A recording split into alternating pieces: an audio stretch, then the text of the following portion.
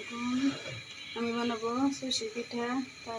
তার জন্য আমি পাতিলে দিয়েছি 2 কাপের মতো পানি, দিয়ে দেবো 1 চামচ লবণ। এই পানিটা ভালো করে বলক তুলে নেব।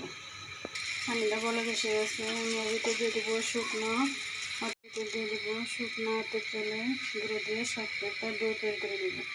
এখন শক্ত একটা ডো তৈরি হয়ে গেছে, এটা আমি এখন চুলা থেকে নামিয়ে নেব। এটাকে আমি একটা রুটি বানিয়ে ফিরের উপরে নিয়ে নেব।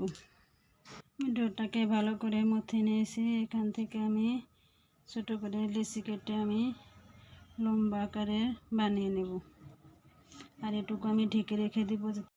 এরকম করে লম্বাটা শেপে আমি চিকন করে বানিয়ে নেব। এরকম চিকন করে আমি বানিয়ে নেব।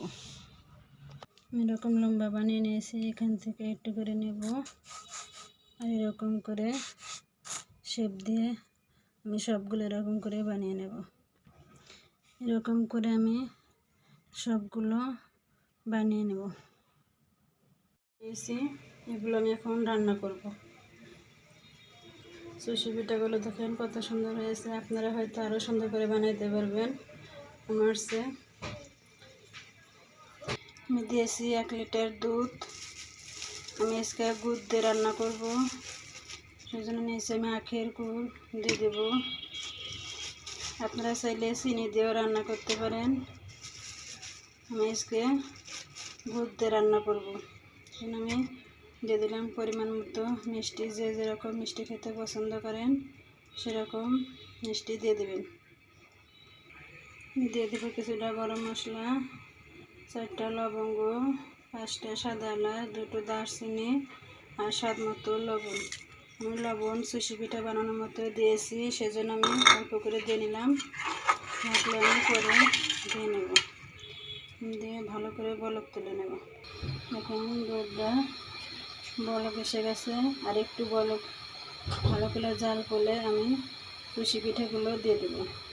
এখন বলক হয়ে গেছে, আমি এখন পিঠাগুলো আস্তে আস্তে এর ভিতরে ছেড়ে দেব। পিঠাগুলো দেওয়ার পরে কিন্তু বেশি নাড়া যাবে না, তাহলে ভেঙে যাবে। এখন কত সুন্দর হয়েছে, আমি সবগুলো সুশি পিঠায় দিয়ে দেব। এখন বলক এসে গেছে, জাস্ট আলতো হাতে একটু করে দিবেন।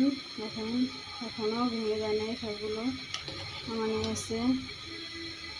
এখন বেশি ঘাটাঘাটি করলে ভেঙে যাবে। পিঠাগুলো দেওয়ার পরে জাস্ট 5-6 মিনিট রান্না করে নেবেন, তাহলে হয়ে যাবে সুশি পিঠা। আমার রান্না করা শেষ, আমি এখন চুলাটা বন্ধ করে দেব, না হলে ঠান্ডা হলে আরও চেপে যাবে। বেশি টাইট হলে মজা লাগে না। চুলাটা আমি এখন বন্ধ করে দেব। দেখেন কত সুন্দর হয়েছে সুশি পিঠা। আপনারা চাইলে এর ভিতরে নারিকেলও দিতে পারেন। আমি নারিকেল দিই নাই, নারিকেল আমার ছেলে পছন্দ করে না, সেজন্য। আমার রেসিপি যদি আপনাদের ভালো লেগে থাকে তাহলে অবশ্যই বাসায় একবার ট্রাই করবেন। কেমন হয়েছে তা খেয়ে কমেন্টসে জানাবেন।